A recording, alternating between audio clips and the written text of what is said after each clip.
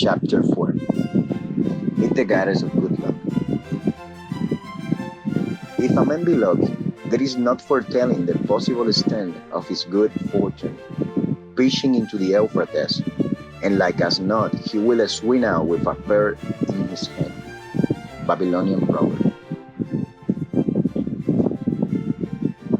The desire to be lucky is universal.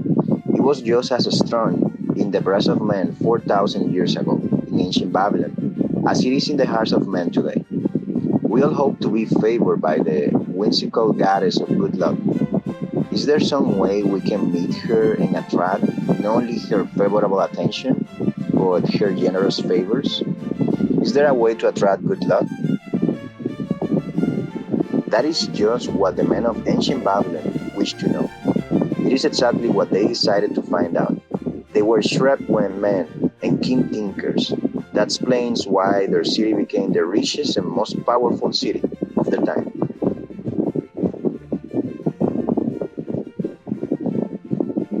In that distant past, they had no schools or colleges.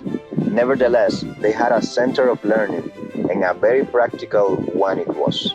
Among the tower buildings in Babylon was one that ranked in importance with the palace of the king, the hanging gardens, and the temples of the gods. You will find can mention of it in the history books. More likely, no mention at all yet. It exerted a powerful influence upon the thought of that time.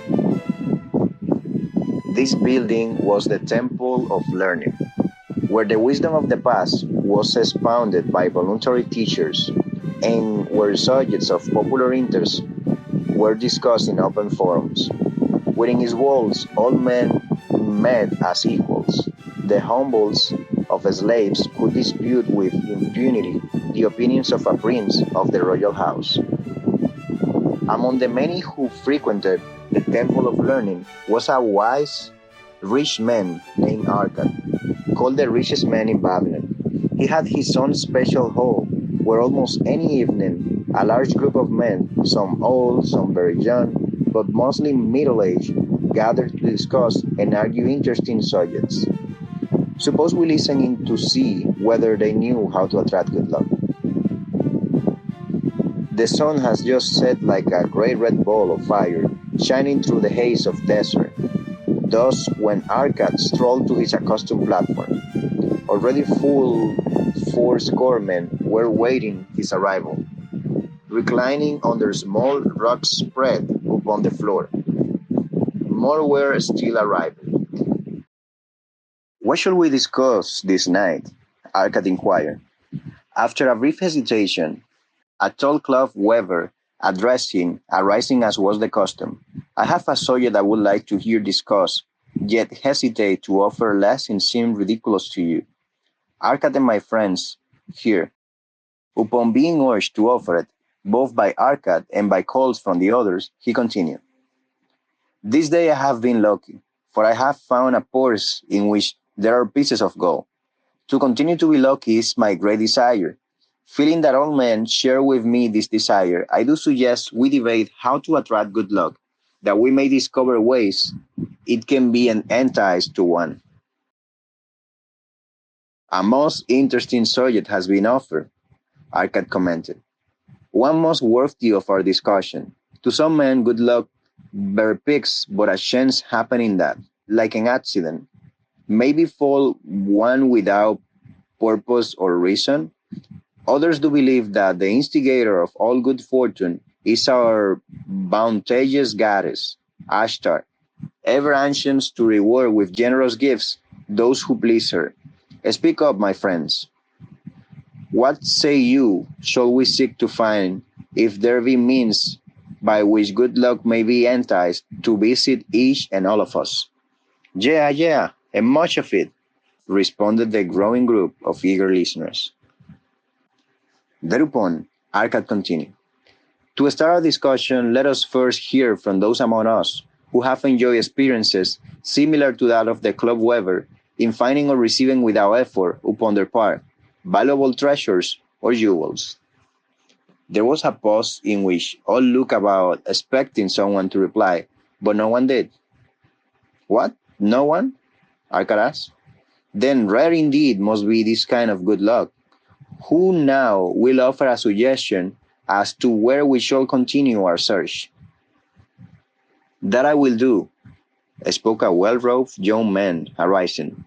When a man speaks of luck, is it not natural that he stops turned to the gaming tables? Is it not there where we find men courting the favor of the goddess in hope she will bless them with rich winnings? As he resumed his seat, a voice called, "Do not stop. Continue thy story. Tell us, didst thou find favor with the goddess of at the gaming tables? Did she turn the cubes with red side up, so thou filled thy purse at the dealer's expense? Or did she permit the blue sides to come up, so the dealer ranking thy hard-earned pieces of silver?" The young man joined the good-natured laughter, and then replied, "I am not averse to admitting she seemed not to know I was even there. But how about the rest of you?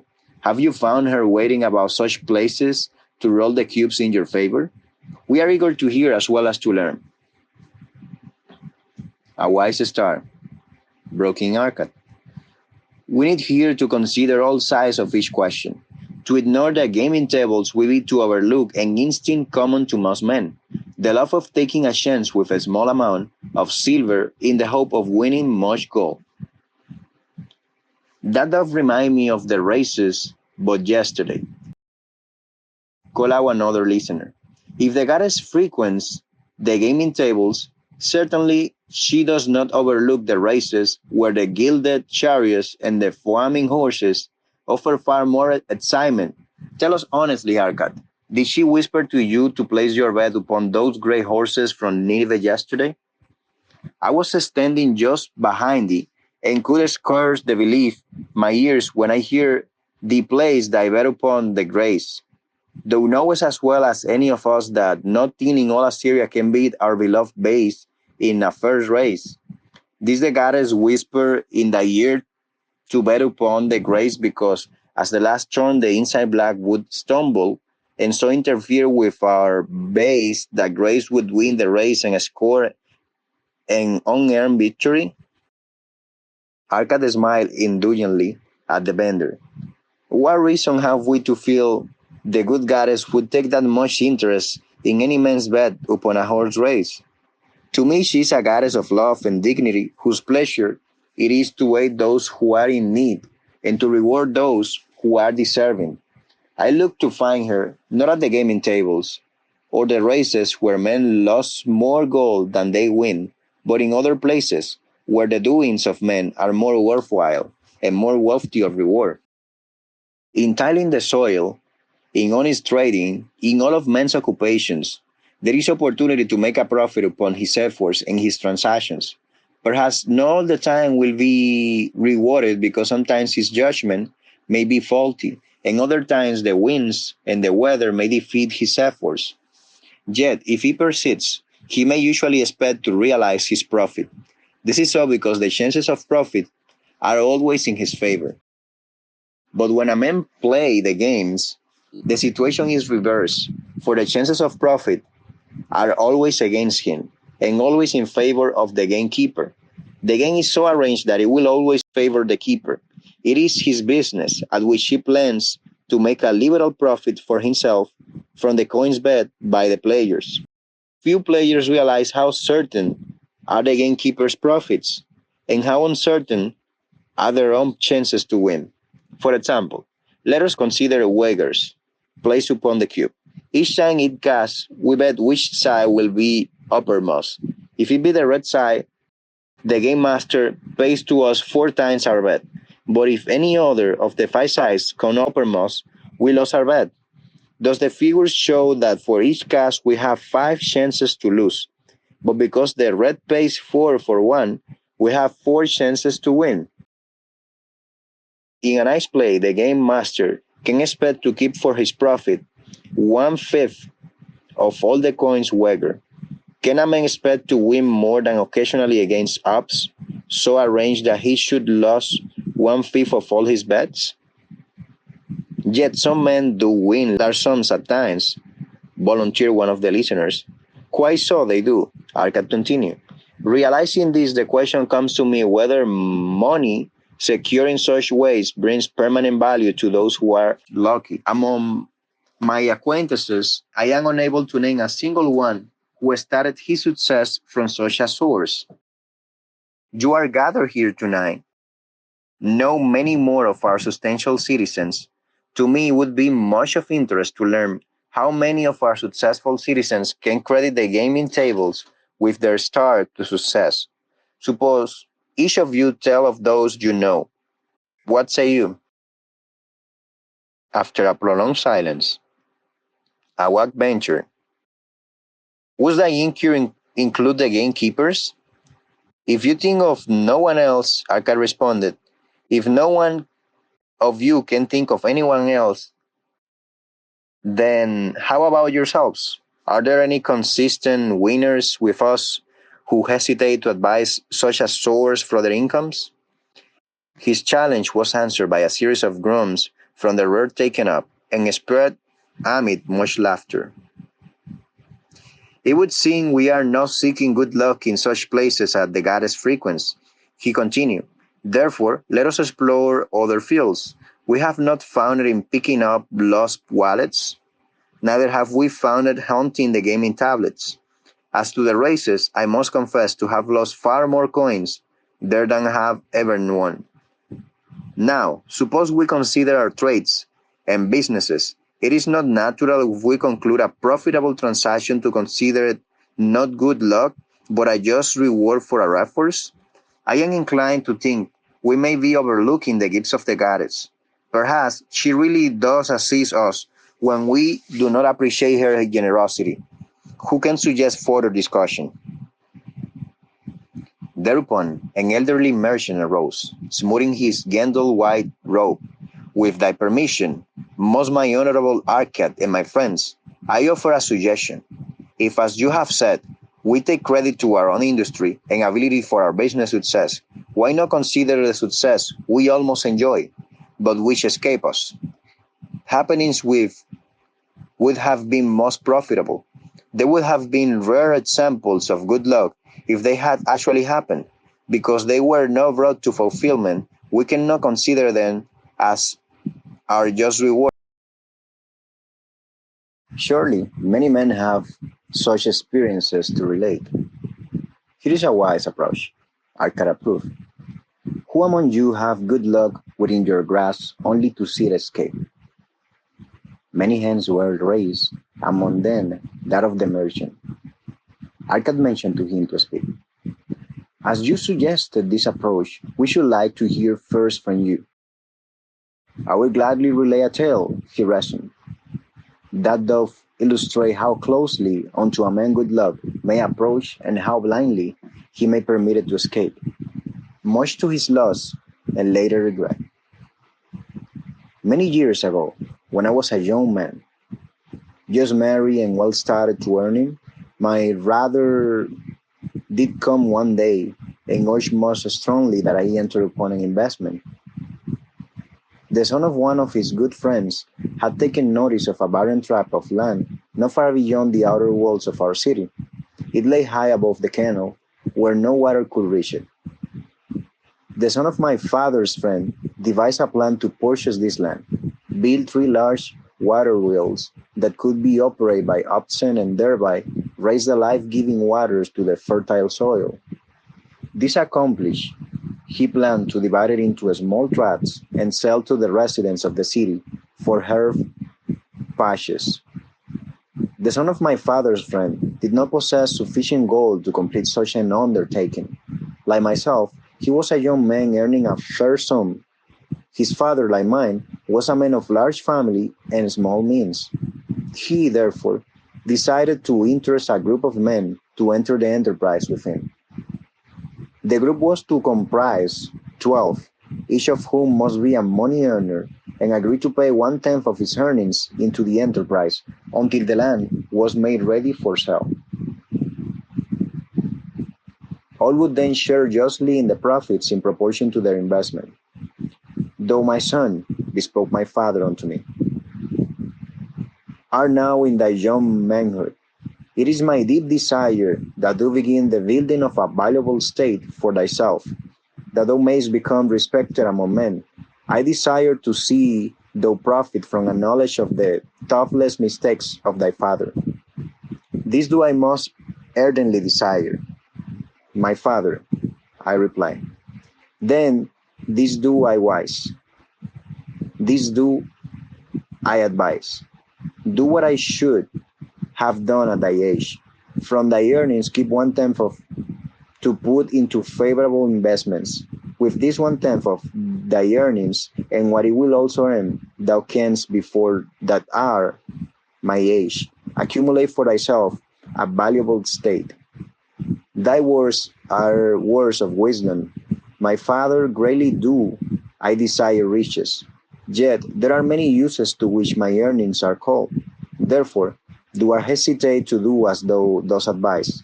I am young, there is plenty of time. So I thought at that age. Yet behold, many years have passed, and I have not yet made the beginning. We live in a different age. My father, I shall avoid thy mistakes. Opportunity stands before thee, my son. It is offering a chance that may lead to wealth.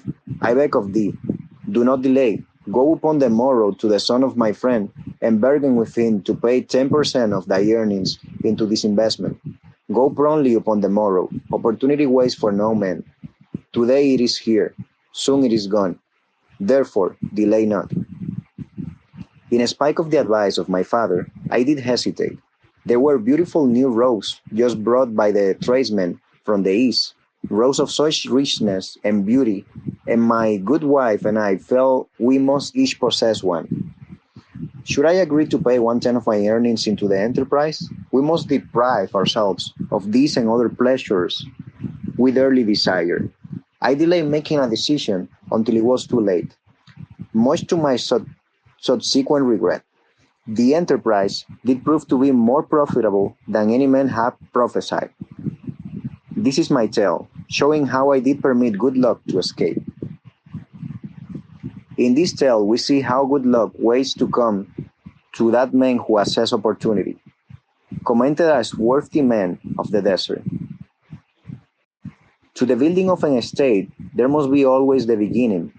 That star may be a few pieces of gold or silver, which a man diverts from his earnings to his first investment. I myself am the owner of many herbs.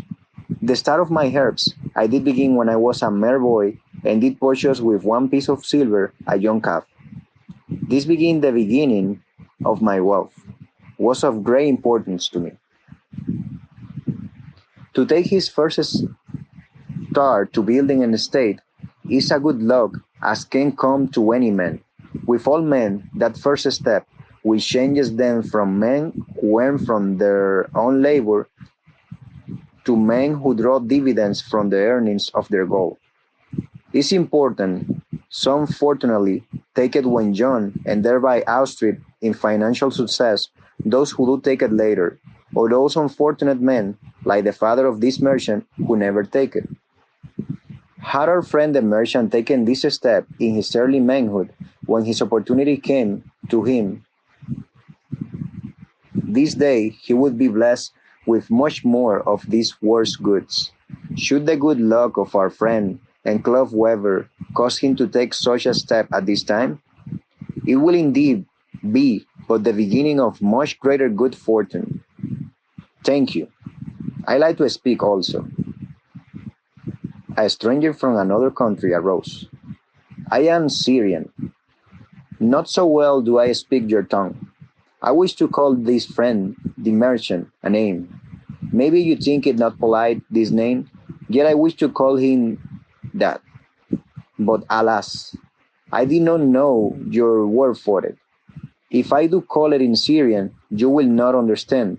Therefore, please, some good gentleman, tell me the right name you call man who puts off doing those things that mighty good for him. Procrastinator, called a voice. That's him, shouted the Syrian, waving his hand excitedly. He accepts no opportunity when she comes. He waits. He says, I have much business right now. By and by, I talk to you. Opportunity, she will not wait for such a slow fellow. She thinks if a man desires to be lucky, he will step quickly. Any man who not set quick when opportunity comes, he be procrastinator like our friend, this merchant.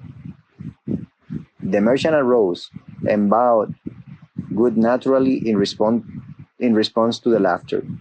My admiration to thee, a stranger within our gates, who hesitates not to speak the truth. And now, let us hear another tale of opportunity. Who has for us another experience? Demanded Arkad. I have, responded a red-robed man of middle age. I am a buyer of animals, mostly camels and horses. Sometimes I do also buy the sheep and the goats. The tale I am about to relay will tell the truth fully how opportunity come one night when I did less expect it. Perhaps for this reason I did let escape. Of this you shall be the judge. Returning to the city one evening after a disheartening 10 days journey in the search of camels, I was much angered to find the gates of the city closed and locked, while my slaves spread our tent for the night, which we looked to spend with little food and no water. I was approached by an elderly farmer who, like ourselves, found himself locked outside. Honor, sir, he addressed me. From thy appearance I do judge thee to be a buyer. If this be so, much would I like to sell to thee the most excellent flock of sheep just driven up. Alas, my good wife lies very sick with the fever. I must return with all the haste. By though my sheep that I and my slaves may mount our camels and travel back without delay. So that it was that I could not see his flock, but from the bleating I did not know it must be large.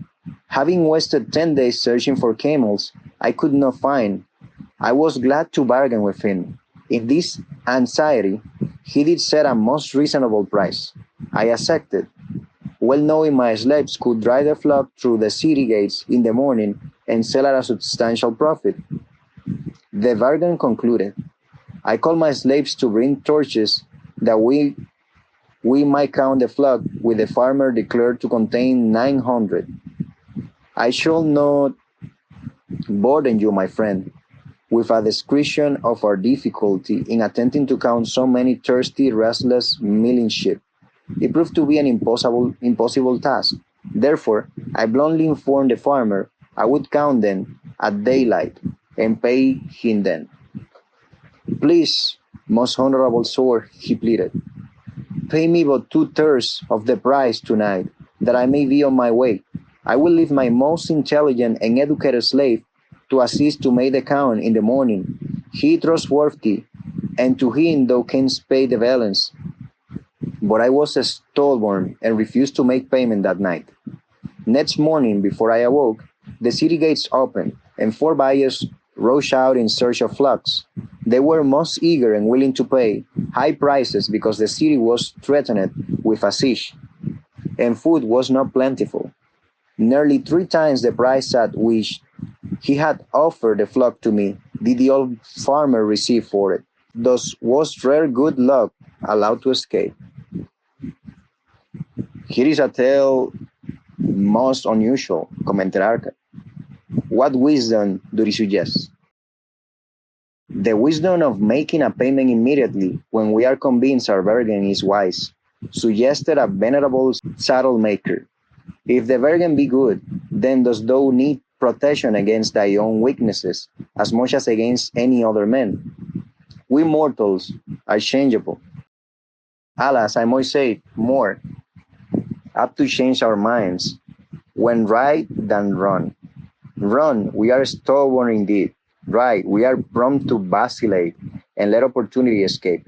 My first judgment is my best, yet always have I found it difficult to compel myself to proceed with a good bargain when made. Therefore, as protection against my own weaknesses, I do make a prompt deposit thereon. This doth save me from later regrets for the good luck that should have been mine. Thank you. Again I like to speak. The Syrian was upon his feet once more. These tales much alike. Each time opportunity fly away for same reason, each time she come to procrastinator, bringing good plan. Each time they hesitate, not say, right now, best time, I do it quick. How can men succeed that way? Wise are thy words, my friend, responded the buyer. Good luck fled from procrastination in both these tales. Yet, this is not unusual. The spirit of procrastination is within all men. We desire riches. Yet, how often when opportunity doth appear before us, that spirit of procrastination from within doth urge various delays in our acceptance. In listening to it, we do become our own worst enemies. In my younger days, I did not know it. By these long words, our friends from Syria doth enjoy. I did think at first it was my own poor judgment that did cause me loss of many profitable traits. Later, I did credit it to my stubborn disposition.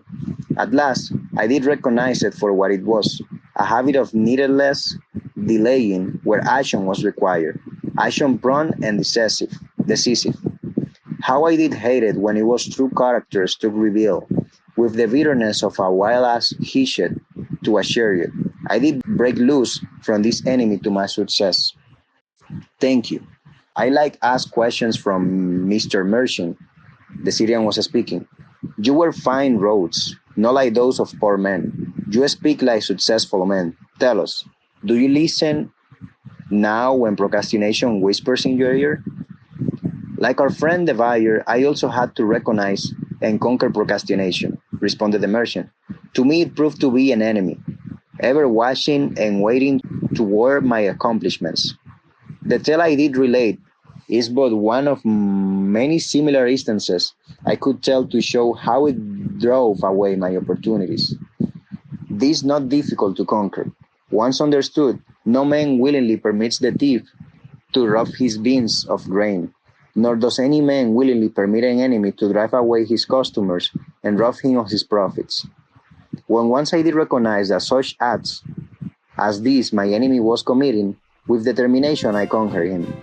So must every man master his own spirit of procrastination before he can expect to share in the rich treasures of Babylon. What sayest, Arkad? Because thou art the richest man in Babylon, many do proclaim thee to be their luckiest. Dost agree with me that no man can arrive at full measure of success until he had completely crushed the spirit of procrastination within him? It is even as thou sayest, Arkad admitted.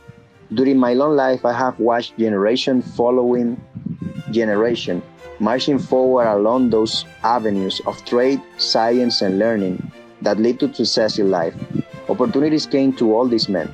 Some grasped theirs and moved steadily to the gratification of their deepest desires, but the majority hesitated, faltered, and fell behind.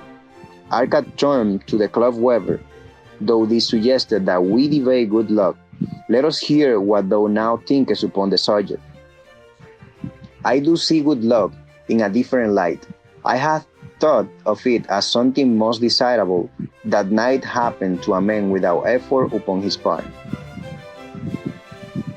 Now, I do realize that such happenings are not the sort of thing one may attract to himself. From our discussion, have I learned that to attract good luck to oneself is necessary to take advantage of opportunities. Therefore, in the future, I shall endeavor to make the best of such opportunities as do come to me. Thou hast well grasped the truths brought forth in our discussion, Arkad replied. Good luck, we do find often follows opportunity, but seldom comes otherwise. Our merchant friend would have found great good luck had he accepted the opportunity the good goddess did present to him. Our friend the buyer, likewise, would have enjoyed good luck had he completed the purchase of the flock and sold at such a handsome profit. We did pursue this discussion to find a means by which good luck could be enticed to us. I feel that we have found the way. Both the tales did illustrate how good luck follows opportunity. Herein lies a truth that many similar tales of good luck, won or lost, could not change. The truth is this: good luck can be enticed by accepting opportunity. Those eager to grasp opportunities for their determined do attract the interest of the good goddess. She is ever anxious to aid those who please her. Men of action please her best. Action will lead thee forward to the successes thou dost desire. Men of action are favored by the goddess of good luck.